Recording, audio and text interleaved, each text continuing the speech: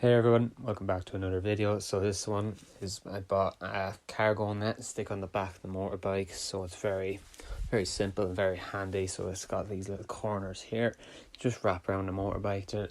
So I have a Yamaha MT-03, so I can just wrap them around that.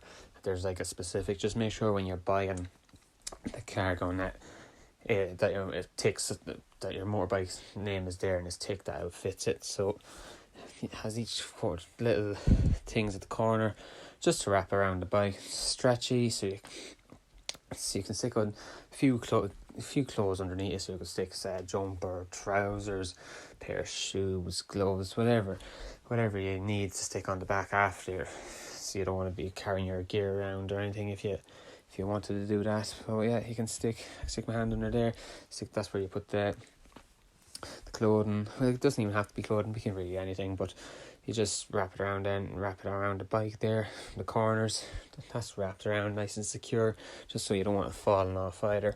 So just as well, just make sure they suit your bike and you can fit it on your bike, so no point wasting money if it doesn't. But I think I got that on Temu as well. It was around €2. So subscribe and like if you enjoy.